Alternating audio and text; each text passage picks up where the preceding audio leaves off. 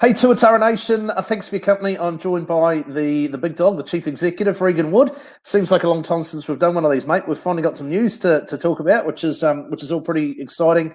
Unfortunately, we'll start with the bad news, which is across the Tasman, announced overnight, the Australian Baseball League cancelled for the summer. Obviously, we weren't going to be part of it, but the other teams and some players that had links to the Tuatara had been planning on a season, unfortunately not going to happen. What's the Tuatara reaction to that news?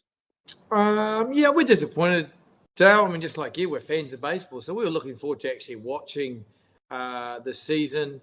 And sort of, last year when we were watching, there was this kind of like, could we have made it all happen? So this year, no, we made that decision nice and early. So we were kind of just like, watching it and also supporting some of our guys to, Adelaide and Canberra and so forth. So it's kind of good to see how they would stack up. It's just a shame now that that's not going to be the case, and unfortunately, not everyone's happy with that decision.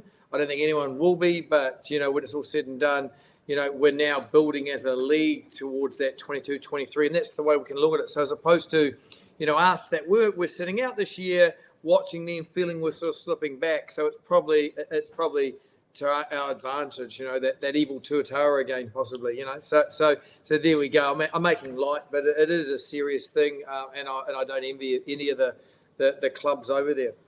Yeah, it is really disappointing news from baseball fans' perspective. But I guess if you're a fan of the league, the beauty is this is protecting the future. It means that everyone will come back and play next year.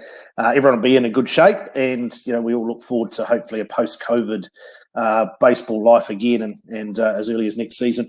Mate, we've obviously been working over this side of the Tasman on the Pathways program. It's been announced now for a couple of months. A lot of work going in behind the scenes and some really exciting news that we can bring to Tuatara Nation today. New Balance on board as a partner for the Tuatara program, Pathways program. How exciting is that, mate? Oh, yeah, look, it's brilliant. I mean, as you know, we've had a really good relationship with New Balance. They gave us a lot of product. It's good product. It's great product, right? I mean, you're watching the postseason now and everyone's wearing New Balance shoes. So it was a pretty easy decision for them and for us. And they said, look, we'd love to help and be part of that, and from a pathway point of view, that New Balance themselves have got a bit of a view how that would actually work and how we can that actually helps the community. Which, as you know, Dale, you and I have talked about. We're kind of excited that, but we just need to get everyone together and get their shoe size at some stage, and we can keep moving. Yeah, watch the space. There's going to be a couple of cool initiatives as part of that arrangement. So will benefit the players that are involved, obviously, but will certainly benefit the wider community, which is exciting as well. Again, some sort of breaking news. This is for Tuatara Nation exclusive. Hasn't been reported anywhere else. The first signing for that Pathways program has now been confirmed today. Tyrone Bowler, the first player signed to the program. There'll be some others coming, but Tyrone made sense. He'd already been sort of on the fringes, sort of in the development pathways with the Tuatara for the last couple of seasons, Regan, and got a little bit of ABL time the last time we were playing. Yeah, look, absolutely. So if you look at who's more deserving, to be named that first with Tyrone's been around 2 years, switch hitter, can play, shortstop, second base, and so forth. His dad comes out and throws bloody, hitting practice for everybody. So you kind of go, mum's always supporting. So when you look at that and you kind of go, well, you couldn't be happier for those guys. But Tyrone's been around. He's, he'll turn up and he'll, when the food's on the table, he's eating last, understand. So he's done the hard graft, right? So you're ticking all those boxes. Mincy loves him, and he's talking about going overseas, and that may happen. Remember, we're only a stepping stone, but it's nice, I guess, to reflect on the people that have been around as opposed to announcing as somebody else. So, yeah, looking forward to Tyrone. It'll be good to see. And, we will get some baseball in New Zealand this year, so we'll get to see what he's doing. And and Mincy's really keen to see, how Tyrone's evolved now, and I guess for that third year.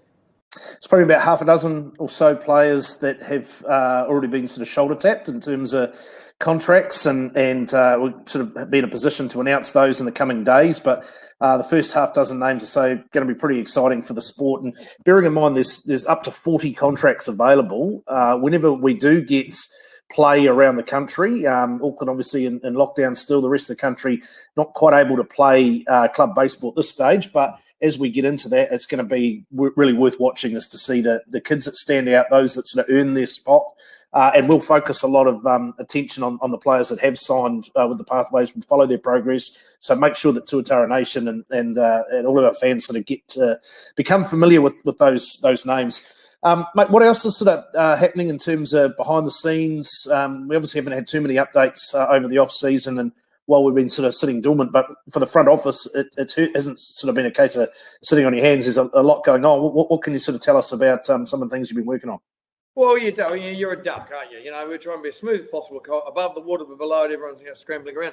But look, just go back to that pathway, and I think we need to understand, like, it is ability to get some additional coaching, get some development mentoring. So it doesn't impact on the ability to go to college in America. It doesn't impact on the ability to be signed with the Texas Rangers and so forth. So for our point of view, but we're treating it, we're saying, look, you're part of our program. We need you to sign an agreement, right? But it's all about preparing them for that next level. So I think that's pretty important for people to understand how that fits. And it is, we're not the ultimate for any of these, but we will be as we evolve and so forth, right? Because not everybody wants to go to America. I mean, look at, Brisbane as a club. They've got all those players, and a lot of them now don't travel. So, if you could follow a club, you go, yeah, that looks a pretty good model to me. So, from this Pathways, we're not doing anything terribly exciting. We're just watching what they've been doing in Australia and everything else. And of course, we're also, Mincy was key to him, was right. We need to be thinking about who's playing for us in 24 and 25 and so forth in 26. It's not just about we just bring in a whole lot of players and contractors. So I just wanted to clarify that for anyone's got any questions. And look, if they've got anything, just flick you a note or me a note, any questions. So that's really important that we looked after those guys' integrity purely from a scholastic amateur players. But yeah, look, new stuff, exciting stuff. We're trying to get together something in January. We're trying to get it, but, I don't know if COVID's doing us any favours. Our government here in New Zealand said, look, you get to 90%, we should be able to travel. What does that look like? So look, if we had, if I had my way now, I'd say, look, we're doing a series. We're going to do it in January, and we're going to do it at our park. We're doing it at Albany and so forth. Now, the council's behind that. We know the groundskeepers are behind that as well. So that's what we're trying to do, Dale. But, there's no promises. So what we're better off doing is keep working on that. And I do know in Australia, there's going to be activity in Australia as well for baseball. Those guys, they love their baseball, right? They won't just go, all right, we're just going to prepare for 20, 22, 23. They'll be like, let's have something. So you've got all those bits going on, but we're also going, what does our stadium need to look like for that 22, 23?